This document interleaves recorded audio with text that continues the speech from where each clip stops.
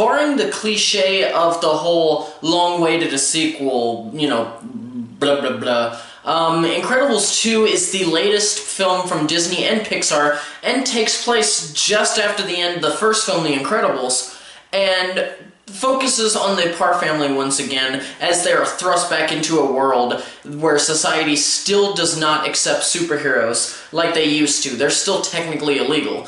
But things are starting to begin to change as this rich tycoon decides to sponsor supers so that the rest of society may see that they are still needed.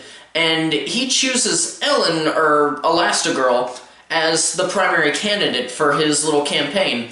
And while Helen is off saving the world as Elastigirl, Bob has to put up his life as Mr. Incredible on hold in order to take care of their children. Starting with the pros, the first one is, without a doubt, the screenplay. One of the reasons why this film works on a story level is because Brad Bird, who wrote and directed the first Incredibles film, as well as other animated classics like Ratatouille and Iron Giant, wrote and directed the sequel, and his main focus was on taking his time. He wanted to make sure that he could take all the ideas that he did have. He had ideas right after the first Incredibles movie, but he's actually said multiple times, I'm kind of quoting him, he just said, I want to make sure that I use all of my ideas to their best potential, and that I'm able to mesh them all together without there being too much overlap, or without it being a little too jarring.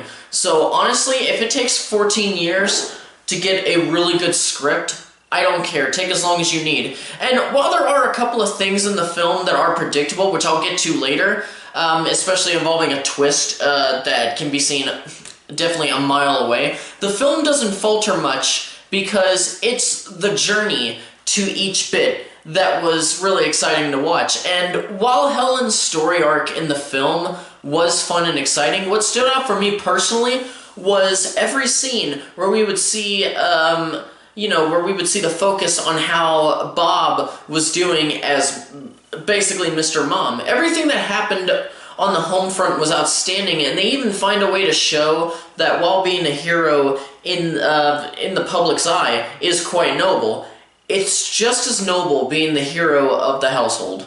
The animation, which is visually inventive, stunning, and just awesome. I mean, of course, with every film, Pixar has found a way to make strides in the field of animation. I mean, like with Coco, you had that shot of the entire land of the dead where you could see an unlimited amount of detail on even the smallest thing, whether it was up close or very far away. And plus, I did mention in the review of that movie that there was a scene where one character is shown from behind, and they really look photorealistic. I can never speak during these things. But it was just amazing. And now they've gone even further, especially on how characters look and even act. There's one character, the sister of the rich tycoon, or scratch it.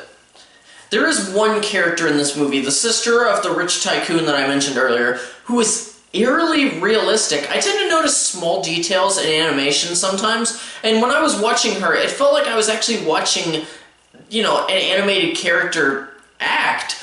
And it was because of, again, the realism, realistic body movements, the way she would walk, slouch, and sit. I've never actually seen an animated human move like that. Animated characters are usually having perfect posture, and if they do slouch, they have shitty posture, it's exaggerated to the point where there's really no realism. And I found this really refreshing. I was just staring at her like, oh my god, this is amazing. And of course, talking about how characters act, I do want to talk about Elastigirl and Jack-Jack, two characters that I believe shows the reason behind why this kind of film is good for animation, especially with Jack-Jack. And going back to Elastigirl, I actually told my wife and our group of friends who went to see it with us tonight that I know why a Fantastic Four movie hasn't worked yet, and it's because they haven't gotten Reed Richards to do some of the shit that Elastigirl does with her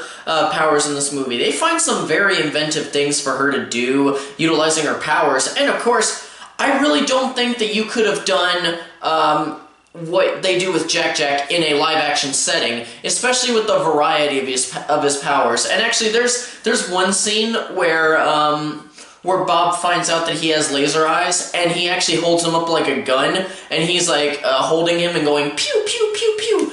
And me personally, I was thinking after the movie, after I got out of the movie, I thought, I feel like a lot of people would get a little pissed if that was in live action. It'd be like in poor taste, but because it's animation, it's cute.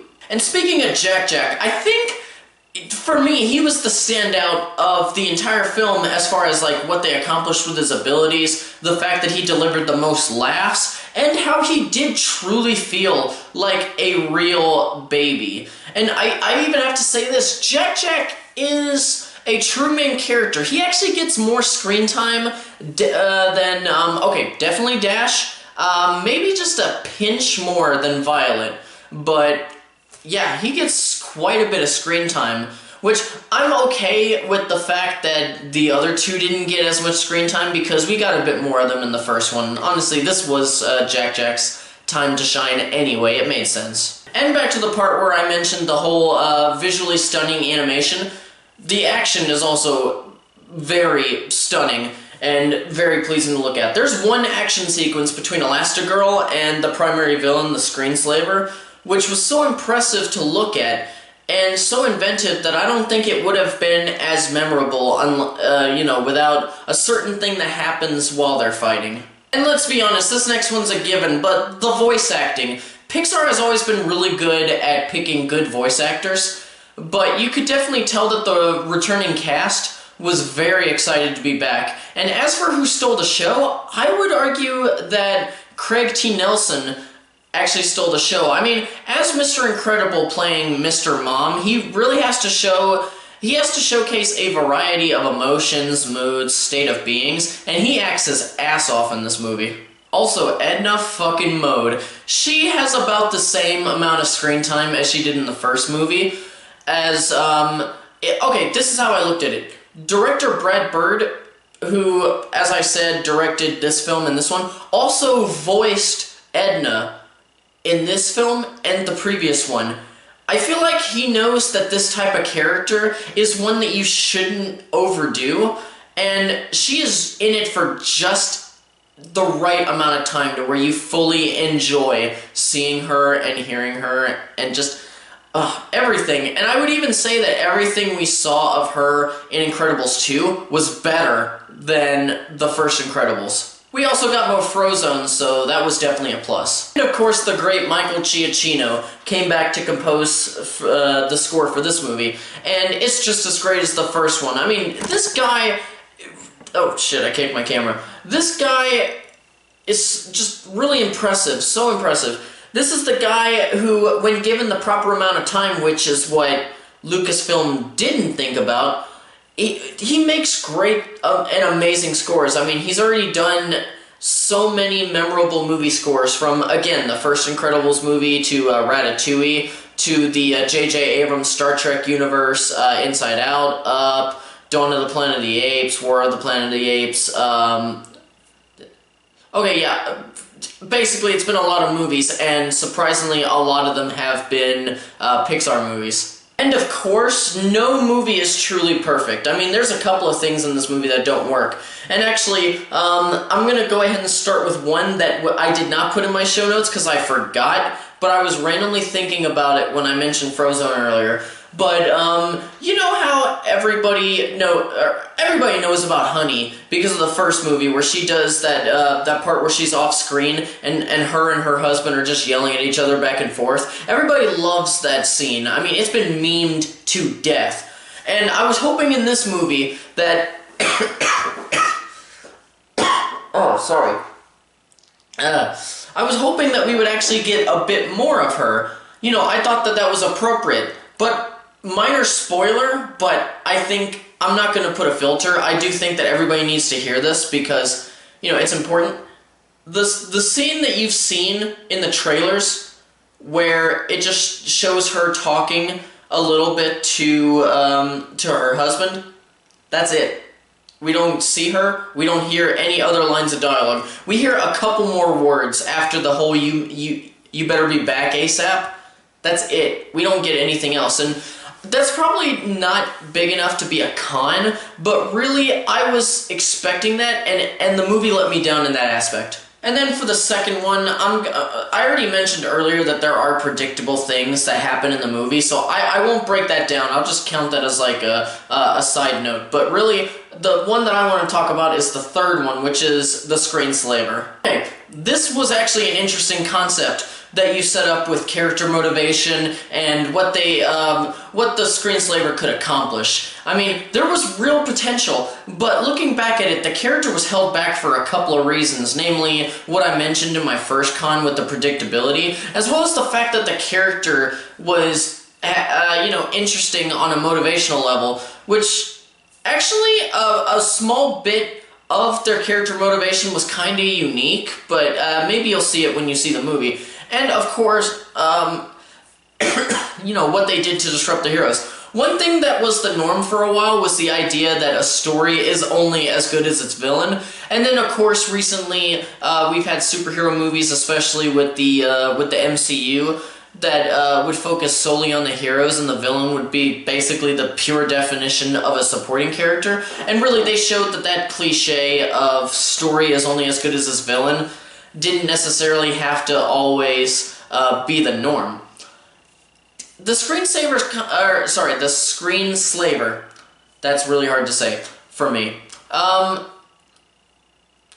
of a bit of a hybrid character. There's enough written there to where it's kind of interesting villain with a bit of depth and substance, but really they're treated like a plot device. So it feels like a bit of a middle ground, and it honestly didn't work for me. I do think that the villain was the weakest part of the movie. But really, I know I didn't, but I'm hoping that a lot of people didn't think that this villain would live up to Syndrome, because Syndrome was just... God damn it, I gotta stop kicking my camera. Syndrome was just an amazing villain, and plus, growing up, I had never heard... I'm sure that other movies had said it, but that one line where he says, if everybody's special, then no one really is, that really stuck with me, because I had never heard anybody say anything like that at that point in my life. And now that's my overall thoughts on Incredibles 2. Now, to answer two main questions that everybody asks, was it worth the wait? And, is it better than the first? To the first question, definitely, there's no question about it for me. As for the second, it really depends on your perspective. I believe that most will fall into three categories. The first one being, it's just under the first. The second one being, it's on par, it's about the same. Or the last one, which is, it's definitely better than the first. This is an amazing movie. And I'm not making fun of people who think that this is better than the movie. I still think it's an amazing movie. But I'm personally part of that first group. It is just under the first one in overall quality, but I still really love both of these movies. And if you weren't already planning on going to see this movie, like if you're one of the maybe, I'm gonna put it a little high, maybe 23 people in the world who weren't planning on going to see it, I would suggest that you see this as soon as possible. And that's where I will end this review. If you enjoyed the video, please do not hesitate to hit that like button. And if you're new here, hit that subscribe button so that you can keep in touch with everything that happens on this channel. Now, if you'll excuse me, it is almost 4:30 in the morning as of finishing this. Actually, no, it's going to be about 4:30 when I actually get this uploaded. It's 4 o'clock right now in the morning on a Saturday, and I'm really tired. I need some sleep. But before I go, I did actually want to say that my solo review will be up on the channel very soon. I just need to finish editing it and then uploading it. I'm gonna be a little busy over the next day or so, but I should be able to get it out on Sunday? Anyway, all that I have left to say is just thank you so much for watching, and farewell until the next video.